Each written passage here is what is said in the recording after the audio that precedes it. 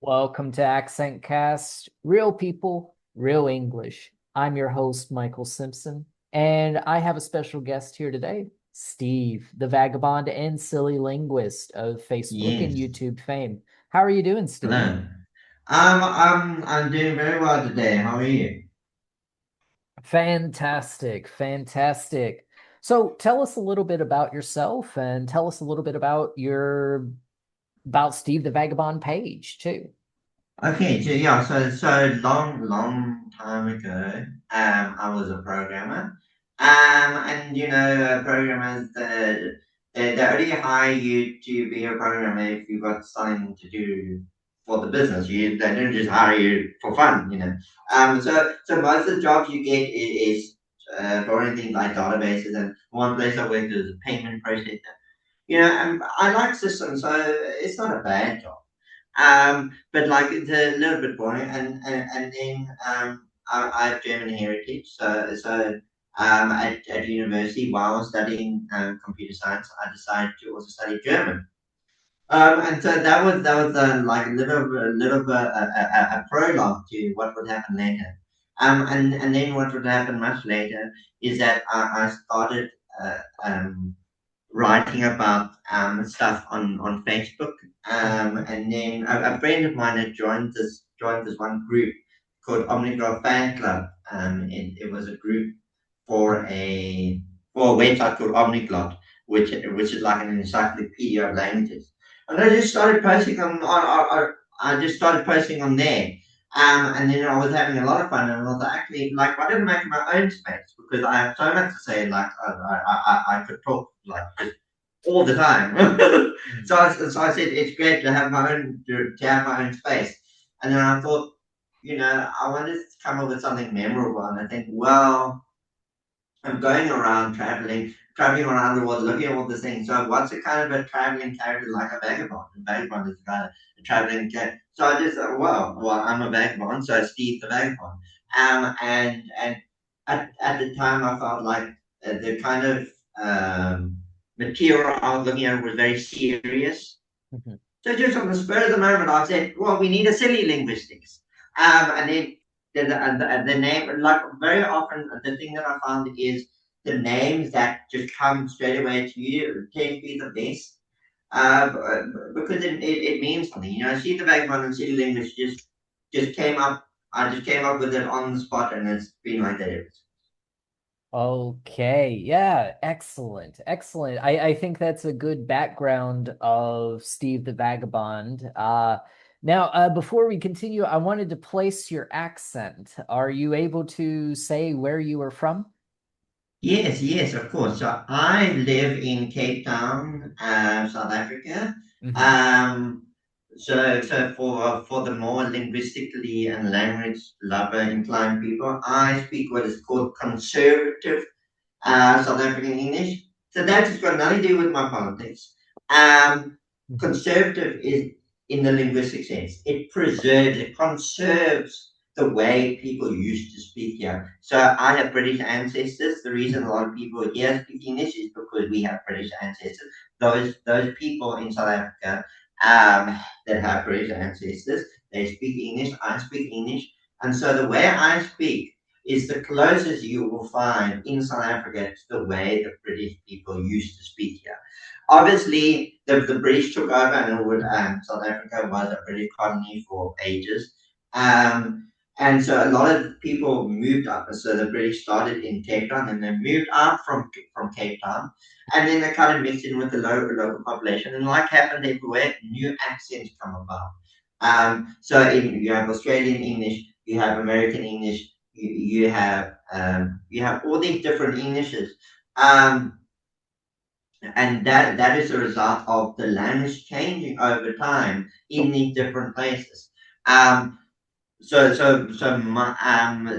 way I speak is the closest that you will find to British English. Yeah, so it's based on the British English. Very nice, very nice. I am glad you are our first South African aboard the aboard this podcast as well. Oh, cool. And it's good to hear, kind of more representation of different accents in the world. This is an Yes, of expansion, course. really. But we're not going to talk about just your accent today. I wanted to talk about some conlings, actually. Oh, So yes, of course. something that because I used to be Steve the Vagabond too back in the day, right? And we Yes, talked yes, yeah. extens Yeah. Once I made the page, I had the fun idea. Oh, why don't we all Steve? So I think it yeah, was Steve 2 or Steve 3 at one point. yes. Is something that we talked about extensively way back in the day on the Silly Linguistics podcast was your Yes, conlang, yes, right? The yes. Atlantean, right? Yes, yes. We are having a lot of fun in the language group talking about different languages, and like people were talking about, oh, where did language came from? And some people was like, oh, every language comes from Tamil, or every language comes from Sanskrit, and so I thought, I'm very funny. I thought this was a very funny joke at the time. Obviously, in later I'm years, I good. realized I was pushing it a bit, but at the time, I thought, well, all languages must come from Atlantean. But then I turned that joke into an actual conlang, which I ended up calling Atlans. So what were some of the influences, modern day influences, I guess, behind Atlantean? Like, could you pinpoint like No, no. some features? At the time, it was kind of instinctual, but looking back now, I see that what I was really doing is kind of finding the middle ground almost between English and German. So I grew up with English, everything was in English. And so English is so different to German that Sure. when I first learned that English is considered a Germanic language, I said, okay, but what does that mean? What did that actually mean? Because English doesn't sound anything like German. You can't understand German if you already know English. So Mhm, what did that mean? And so when I looked into it, I discovered this whole history. And there's an explanation that, I mean, would take hours. mhm, I could go into it, but I mean, I don't think we have the time. But basically, how English got to where it is, it started in something that was very, very similar to German. mhm, And then it's mhm, just slowly changed and it diverted and diverted and diverted until it was unrecognized mhm, compared to where it started. And so basically with outlines, what I want to do is kind of bridge the gap. What is, can I make a language that is looks very Germanic, but it's not German, but it's not English and not Dutch. It's kind of somewhere in between. Makes sense. Makes sense. So, would you say that you have a lot of interest in Germanic languages then, right? Yes, but because what really spurred it on for me is that when I discovered English was a Germanic language, I mean it's obvious to I think to some people, but it wasn't obvious to me. Um, um, I was like, okay, but what does that mean? So I looked into the history and I started going backwards in time. Like, okay, what was English like in the 1600s? What was English like in the 1400s? What Mhm, was English like in the year 1000? You could understand Shakespeare, English from the 1400s, like Chaucer and Canterbury Tales, is a bit more difficult, and you cannot understand Beowulf. Beowulf was composed in the year 800, and you can't understand it. And people complain, they say, why do we call that English if you can't understand it? Well, it's because they called it English. If we went back in mhm, time and asked them what language they were speaking, they would say, I'm speaking English. We call it mhm, Anglo-Saxon just because it's so different. We like to delineate things. mhm. But they call it English, so we should too. Makes sense. Makes sense. Now, it has been a long time since you created that, right? It was like what, 2016 when you laid the foundation for Atlantean, or maybe Yeah. 15? So basically, I'm with Steve the Vagabond, City Linguistics, and Atlas all in the same kind of time period, which is a Okay. great, Yeah. great blossoming of creativity. Makes sense.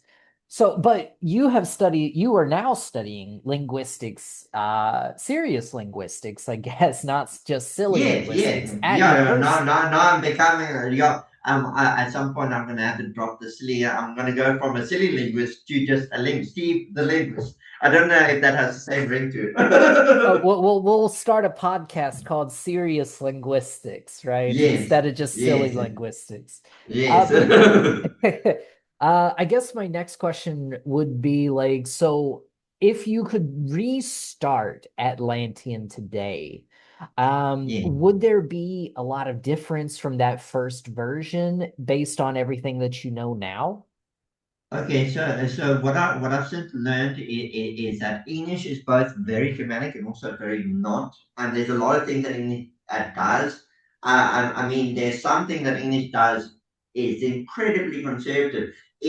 So linguists have managed to trace all the Germanic languages back in time about 2,000 years, um, and they call that language Proto-Germanic. And there's some sounds in Proto-Germanic that have maintained all the way into modern English. Hmm. And so it's very strange. It's incredibly conservative, where all the other Germanic languages have taken that one particular area of the language. English has maintained. But there's other things that are wildly different. So we're over time, I was like, okay, I've this passe. I want to do something else. But I never let go of it entirely, and I kind of really like that it's like in this kind of Dutchy, Englishy, Hmm. like a more Germanic English. And because when I tell people like, oh, this is based on English, they say, no, it's not. This doesn't sound like English. Because yeah, because it's based on very Yeah. an old type of English, like a really old type of English. Makes sense. Makes sense. Now, based on everything that I know about you, since we first met, it always seems that your interest in linguistics is more etymology based, right? Like you do these deep dives. For example, you write articles specifically about how accents change over time or how pronunciation or well, oh, what is this word and how does it relate to this word? Would you say that you have a very etymological interest in language learning?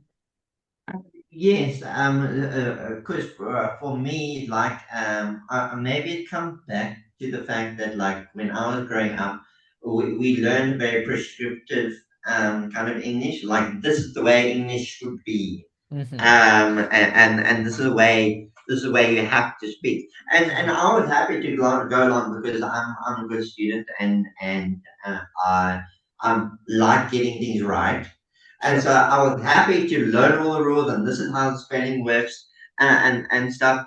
And then bit by bit, I was like, but why is English spelling so stupid? I mean, anyone, even back then, will admit English spelling is stupid. And then, so it was a bit like an exploration for me. It's like, why is English spelling so stupid? Like people don't go out of their way. People don't sit there and go, "Oh, I'm going to make the worst spelling system in the world." It's very hard to argue English is one of the worst. And um, that's not to put English in a pedestal. It's just the fact that like what has happened is that through a lot of social movements and all that stuff. I mean, there's a million and one reason why English spelling is so bad, but like that was kind of the entryway for me into that. I was like, okay, how did it get like this? Hmm. And so I started uncovering it, and I said, actually, it's very very interesting how things came to be. And I think my interest in it is kind of learning the kind of world that I was never taught, because I was taught in a very prescriptive way, given a Hmm. very prescriptive view of Hmm. language. And so I realized that actually it's very interesting how, like a classic example I learned it is the reason why busy and berry are spelled with a U. Hmm. It's because that's how it used to be pronounced, boozy. Um, but there was a different dialect of English spoken at the time where they didn't say boozy, they said busy. And it just so happened by a quirk of history that the Hmm. word busy ended up becoming the common way of saying that word. And then the pronunciation boozy fell out of it. But just at the same time, spelling was also being standardized. and it just so happened that we got stuck with the spelling Hmm. based on the word boozy, but the pronunciation based on this word busy. And so it's just this weird confluence. So for me, I got into programming because I like systems. And I suppose I got into language because it's also about systems, but in some ways it's more into because it's the history of people in a way. Makes sense. Makes sense. So so you like the logic behind it and why certain logics exist. Yeah, it's logic, but also a fair amount of chaos in it too, which is also Sure. just interesting for just it's a fun dance, and it's very creative and it's enthusiastic and it's sad Hmm. and it's all these Hmm. things, and so like the thing I often say to people is if you want to know why languages are so crazy, you have to understand it's because humans made them. Like languages are weird because humans are weird. And so that's there's always going to be fun stories to tell because of that. Makes sense. Makes sense. Okay. Okay. And so what are you currently studying at university? I wanted to do pure linguistics because I'm really interested in like the mechanics of language.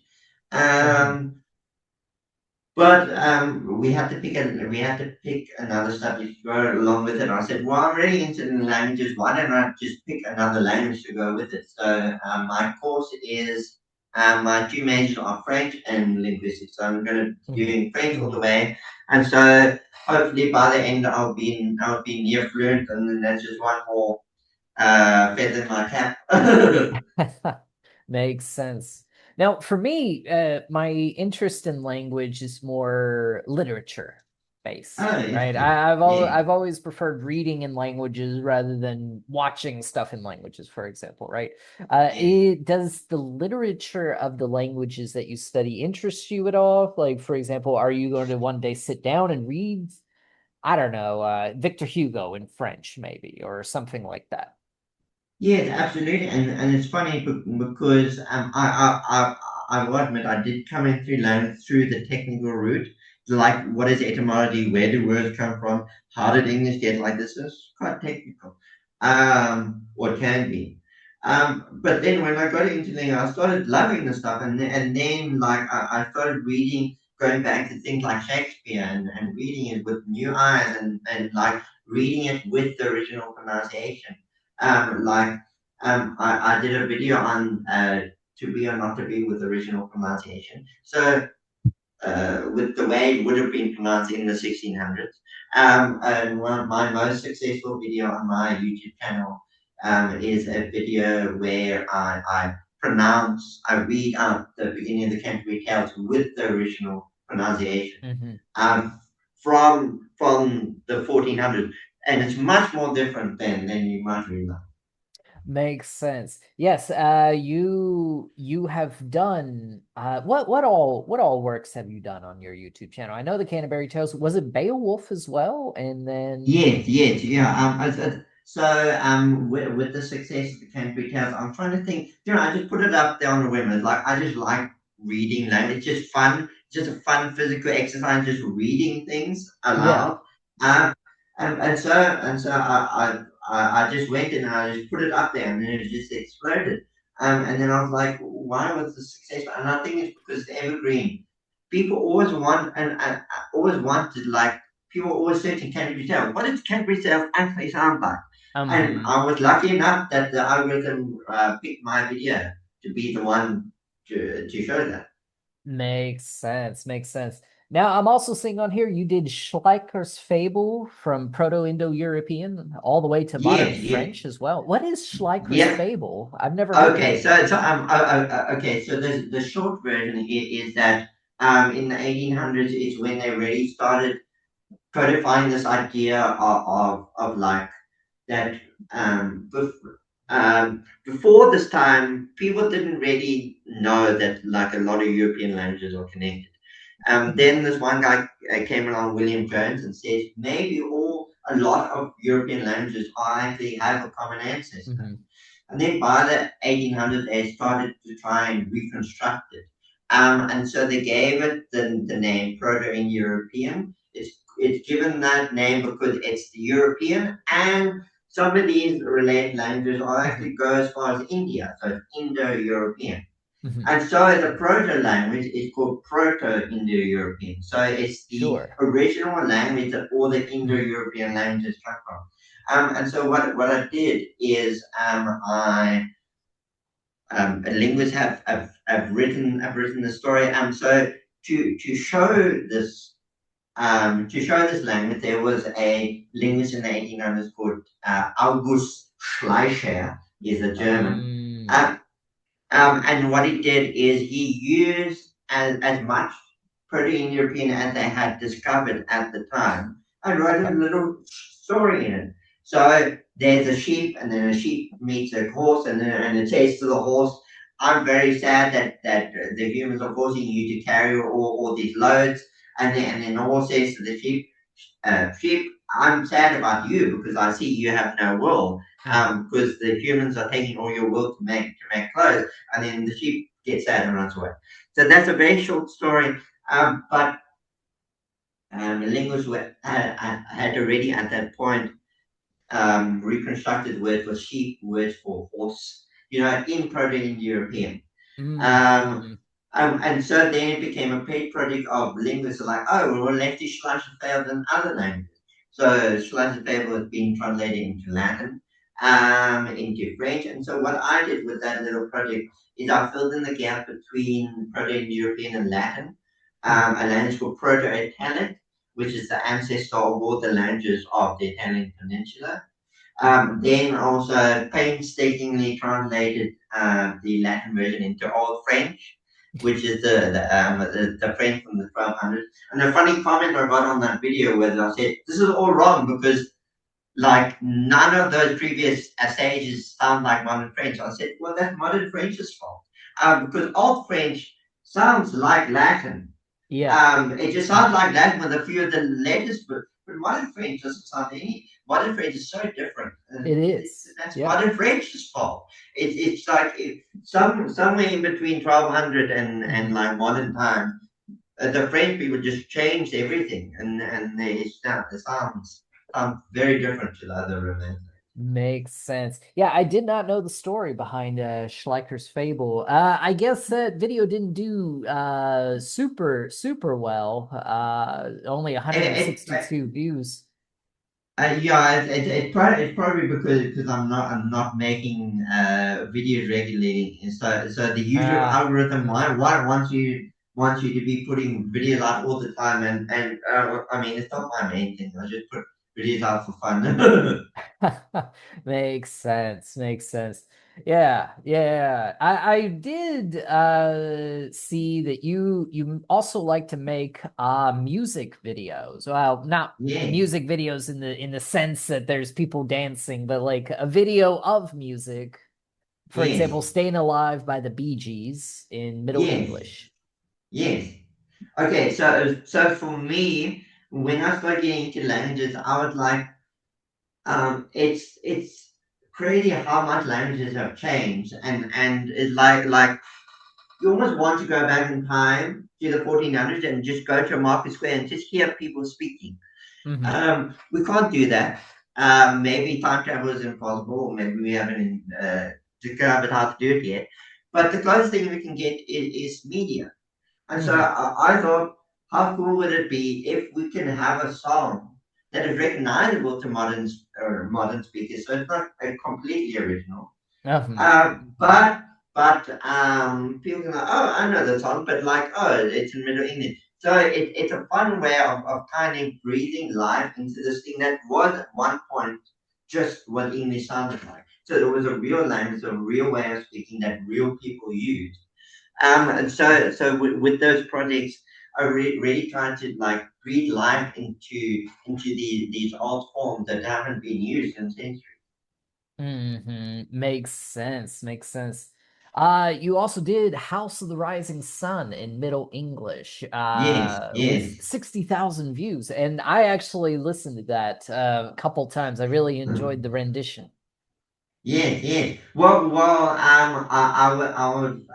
I will put that on the singer. The singer is a friend of mine who's also a language nerd, and I just said, look, I can translate the words. Basically, what I do is I go to country tales and look for evidence of the way they spoke at the time, Hmm. and also try to do certain things like to try and translate it into the kind of thing people would be saying at the time. For instance, how's the riding something mentioned in a train? Hmm. I replace trains with horse. Because I'm trying to imagine what would a song be talking about in the 1400s, or well, okay, it's going to be talking about a horse, instead of a train. Hmm. Hmm. And so for me, those are projects are really fun because it's kind of trying to imagine a world and bring an older world back to life. Makes sense. Makes sense. Okay, unfortunately, we are starting to run out of time. Is there anything that you would like to say to the audience about linguistics and Um, people who are studying linguistics? And what would you Well, say? okay. So I came to language and linguistics from the outside. So if you ever thought that languages are boring or weird or incomprehensible, that's not the case. Hmm. Give languages a bit of a chance. Give linguistics a chance, and you'll see the whole world will open up. Perfect. Thank you so much, Steve the Vagabond. We hope to have you again on the podcast at a later date. So, everybody who is watching, be sure to like and subscribe and share this with your friends. Share this with all your language loving friends. Okay? All right. This was AccentCast. Remember, real people, real English. Goodbye.